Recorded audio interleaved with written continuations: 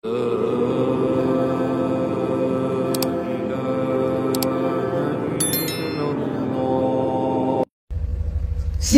kalian jatuhkan kehormatan Ba'alawi. Silahkan kalian hina sesuka hati kalian.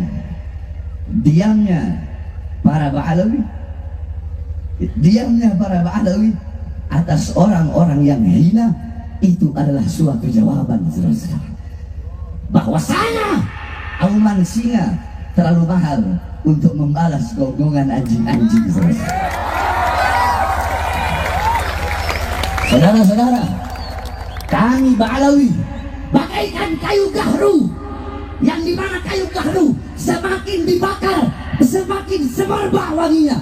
Kami Ba'alawi bagaikan besi, semakin ditempa semakin dibakar. Kami akan menjadi pedang yang terhunus, yang siap memenggal leher-leher para musuh-musuh Allah Subhanahu wa taala, saudara.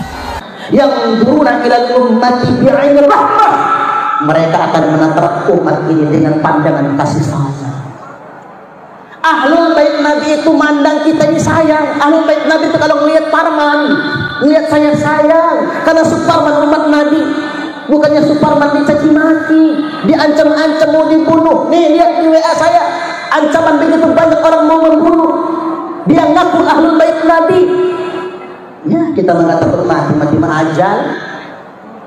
Yang namanya ahlul bait Nabi itu tidak akan benci sama umat. Apalagi ada yang ngaku-ngaku cucu Nabi pakai pedang mata dua, Bapak Ibu, nantang perang, mau bunuh, mau matiin di atas panggung ceramah di hadapan ribuan orang, ngajak perang. Yang mau dia perang siapa? Umat Nabi.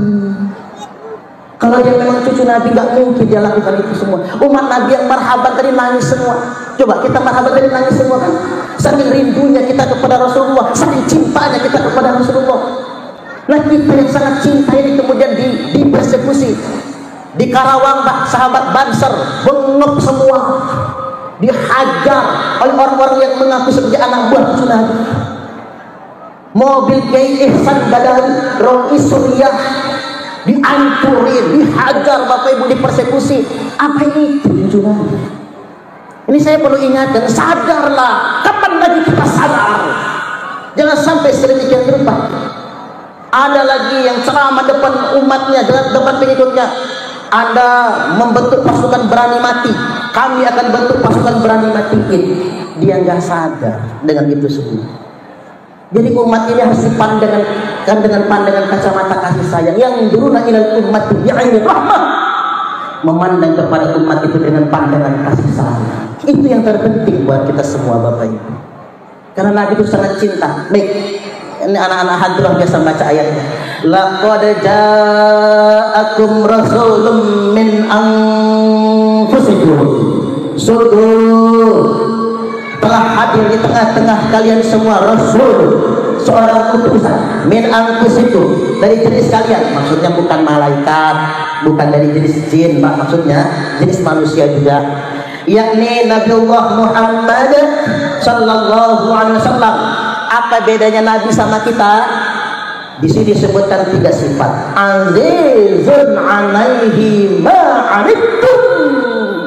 Azizun, berat sekali rasanya bagi beliau penderitaan yang kalian alami. Tuh, Bapak Ibu, kalau Nabi, ahlul bait Nabi sebagai pewaris Nabi, dia harus betul-betul berempati dengan penderitaan umat itu. Harisun alaikum. Apa itu haris? Dia sangat risau dengan keselamatan kalian, takut umat ini tidak beriman. Itu Nabi, takut betul umat ini tidak selamat. Coba Nabi wafat yang disebut apa? Ummati, ummati, ummati. Maha Nabi wafat yang disebut umat, Bapak Ibu. Kalau bapak-bapak mati, paling yang disebut apa sama bininya? Kamu jangan kawin lagi ya. Paling itu Nabi ummati. Nanti dibangkitkan pada hari kiamat. Kan yang duluan dibangkitkan Nabi, kita mah belum, Pak. Sangkakala ketiga belum ditiup, atau sangkakala terakhir belum ditiup. Nabi yang dibangunkan oleh Jibril. Begitu bangun Nabi, aina ummati, mana umatku Jibril? Nangis Jibril. Oh, kamu nangis Jibril? Saya nggak bisa jawab, Muhammad.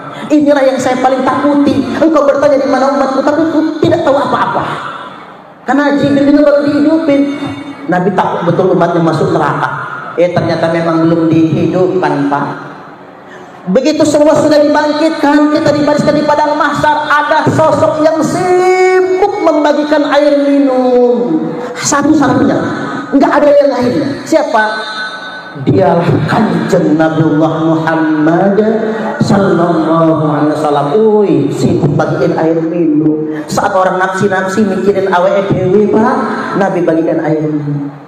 Sesuai dengan takdir Allah, beliau masuk surganya duluan. Sampai dalam surga Nabi mondar-mandir. Tersinggung Gusti Allah, Pak. Apa sih Muhammad, kata Allah kan begitu? Kamu nggak betah dalam surga itu? Apa kurang fasilitas surga untuk kamu? Bukan, ya Allah. Aku gelisah umatku di luar kayak mana. Bisakah mereka masuk ke dalam surga ini? Harisun alaikum. Nabi itu sangat risau dengan keselamatan umatnya. Bil mu'minina raufur rahim. Dan santun penyayang kepada seluruh orang mukmin. Ayo kita teladani. Nasional kita masih sedikit punya dokter bersertifikat internasional. Kepeksa mengundang dokter internasional, dokter asing. Nah, kalau dokter asing berdatangan, Indonesia kepingin punya rumah sakit bertaraf internasional. Gelem nggak gelem, anak negeri harus meningkatkan ilmu, harus meningkatkan kualitas. Orang kena, aku butuhnya Nabi, butuh iso jadi direktur, kirain iso.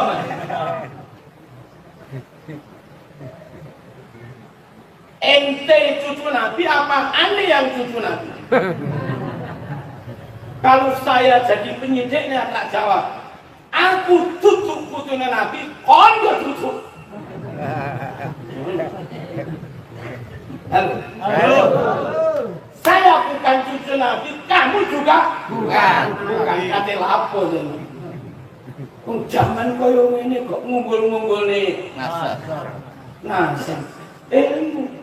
Di sini kalau ada dokter top orang anak jenengan S1 ini kedokteran kumlot, S2 kumlot, bahasa Inggris lancar berarti yang luar negeri.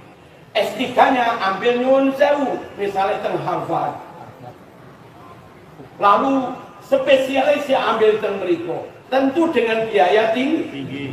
Kalau kita terus memacu ilmu SDM, nanti suatu saat kita mampu bersaing dengan orang luar negeri. Akhirnya rumah sakit kita dikelola oleh kita untuk rakyat kita, hasilnya juga untuk kita. Ngono. Itu ya dengan ilmu, kaiso dengan doktrin pokok itu. Wis plong apa durung iki? Ilmu lho nggih. Nabi ini dawuh al ulama warasatul anbiya. Sapa yang jadi pewaris para nabi? Ulama. Bah keturunan wong Papua, keturunan Madura, keturunan Jawa, Arab, Cina. Pokok itu yang paling banyak mewarisi ilmu ulama, yaitu namanya pewarisnya kanjeng Nabi. Ala innal anbiya lam yuwarithu dinaron wala dirham. Nabi wafat tidak mewariskan dinar, tidak mewariskan materi, tapi mewariskan ilmu. Faman akhadahu faqad akhada bihadzin wafir. Siapapun, suku apapun, nasab apapun, berlatar belakang apapun, nyatanya dia paling banyak mendapat ilmu, yaitu pewaris Nabi yang dapat warisan paling banyak. Deal apa orang? Allahumma arham khulafai. Ya Allah, rahmatilah para generasi penerusku. Sopo generasi penerusnya Nabi? Apa putu anak putu nih? Apa putu ponakane? Apa orang yang ngaku-ngaku putu ternyata bukan? sinten pewaris kok pewaris generasi penerus Nabi. Wa man khulafa'uka ya Rasulullah, sinten generasi penerus jenengan? Apa kata Nabi? Alladzina yarwuna ahaditsi.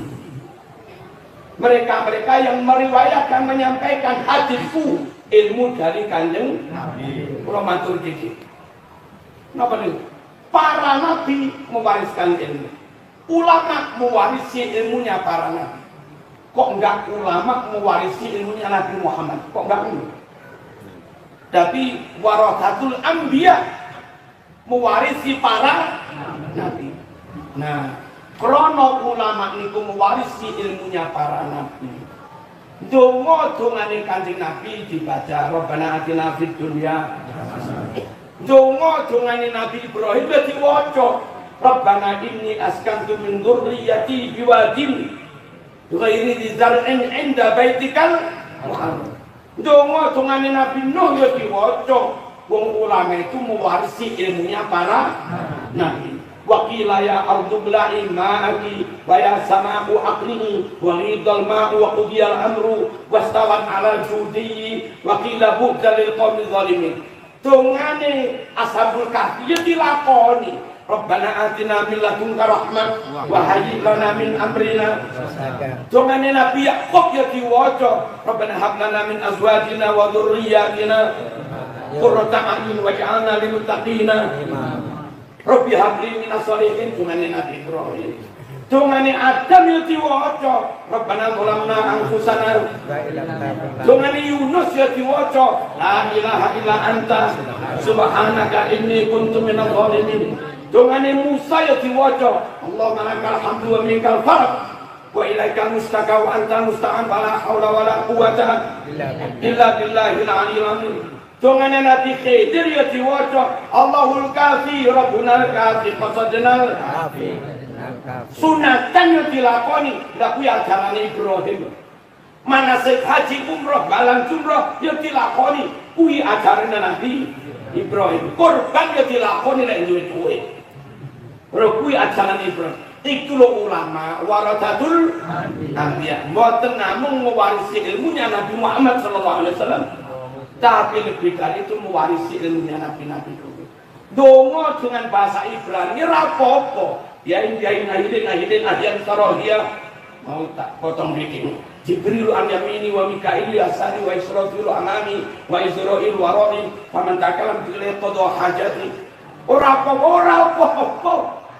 Syar'u man qablana, syariat nabi-nabi sendiri boleh kita amalkan asal enggak dimansuh. Asal enggak dihapus. Lir napa mboten? Para rawuh mazhab Syafi'i utamanya, mazhab 4 utamanya. Niku eksis bertahan 1242 tahun. Kok bisa? Syafi'i wafat 204. Sekarang hijriahnya 1446.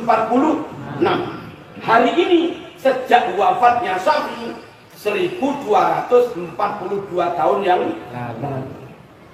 1200 tahun lebih mazhab Syafi'i top. Enggak rungkat. Apa enggak rungkat? Enggak tumbang. Enggak ambruk, enggak bisa dipatahkan, menter. Apa menter itu? Kokoh. Kokoh ibu-ibu. Eksis. Mu'tazilah tinggal cerita. Al-Muhasibi tinggal cerita. Dawud Dohiri tinggal cerita. Qadariyah tinggal cerita. Jabariyah tinggal cerita. Murji'ah tinggal cerita. Al-Halak tinggal cerita. Syafi'i Jos. Kata orang Inggris Jos. Inggris mana? Madura. Napa para rawuh? Imam Syafi'i berfatwa membangun mazhab tidak berdasarkan doktrin. Saya keturunan gak melu aku tak ora. Halo. Imam Syafi'i meyakinkan umat dengan dalil. Meyakinkan umat dengan ilmu. Ketika ilmu dipahami, iya, otomatis nerima. Mohon ustaz-ustaz akhiri model doktrin-doktrin. Aneh keturunan kenal, kon nggak percaya, nggak oleh sapaan baku. Ojo, saya keturunan kenal. Tahu bukti? Ini loh, kitab nasab saya bersambung-sambung terus. Ini manuskripnya ada, sejarahnya ada, mbah-mbah saya plus ini hasil DNA saya sama dengan orang-orang Singosari yang sama-sama keturunan ngono lho Mas. Lek sampean iso ngono enggak main doktrin, wong yo percaya yo ngono. Bukti. Halo. Paham dong ngene iki. Nek sampean ngotot gak percaya ora oleh sapaan. Ya wong ora wedi ngapusi. Nombone.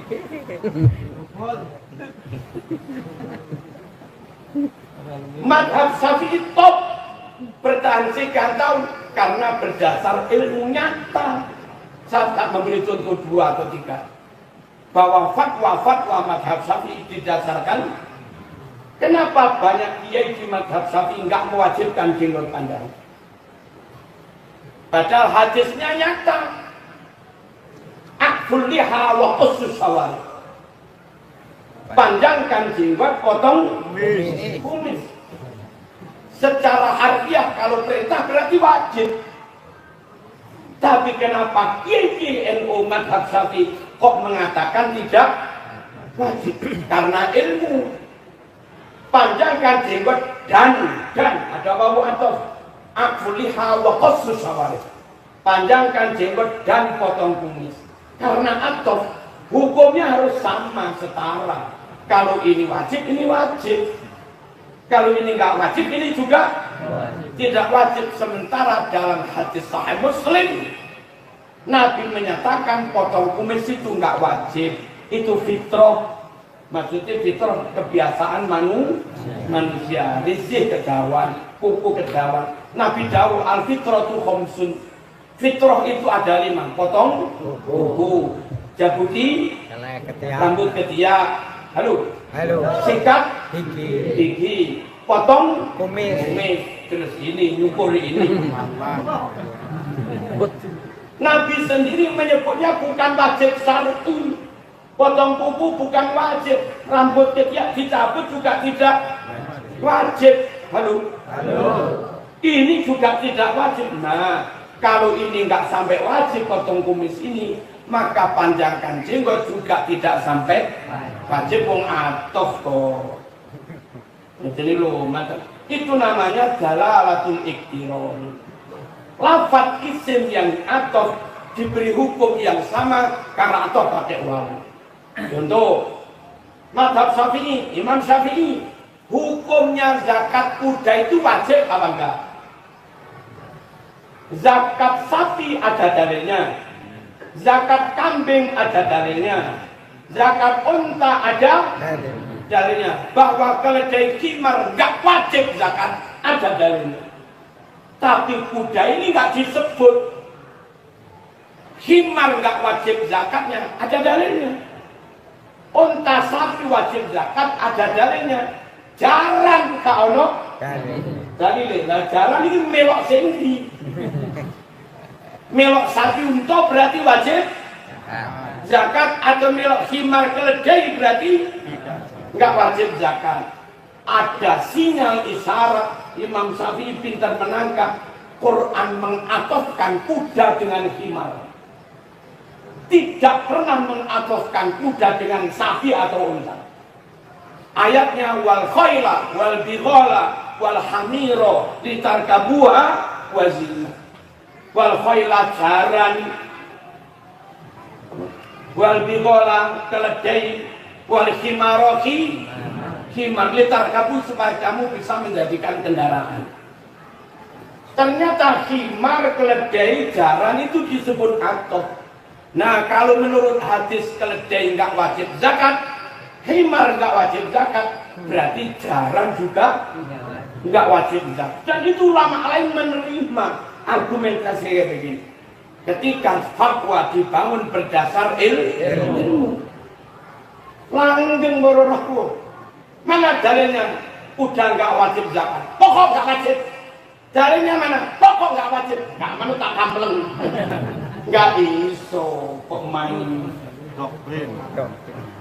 Halo. Kok pemain dosen main doktrin tambah aja. Ayo. Kapan? Allahumma shalli ala sayyidina Muhammad. Para rawuh, tayamum dengan kursi pesawat sah apa enggak? Enggak sah. Pakai ilmu. Mana ilmunya? Wamsahu biwujuhikum wa aydikum minhu. Pakai so'id. So'id itu kalau madhab Syafi'i debu. Kalau madhab Hanafi enggak harus debu, tepung boleh. Pokok di atas bumi suci itu namanya so'id. Nah, kalau kita enggak pakai Syafi'i, pakai Hanafi, tepung klep, pakai tayamum. Usap wajahmu min itu sebagian. Syaratnya harus ada yang sebagian nempel di sini, kita usapkan ke wajah. Kalau kita nun sewu pakai kursi apa? Kursi pesawat, plek, apa ada sebagian dari debu di kursi pesawat yang nempel di sini? Nggak ada. Kalau kau paksakan tayamum cara itu, zaman belum memenuhi ayat minhu. Usap wajahmu, tanganmu, sebagian dari so'id itu. Nah tapi kami ikut Hanafi. Kalau anda ikut Hanafi bukan Syafi'i, bukan turab silahkan, bukan debu silahkan, tapi minimal apa? Bedak, apa tepung begitu. Bukan kok.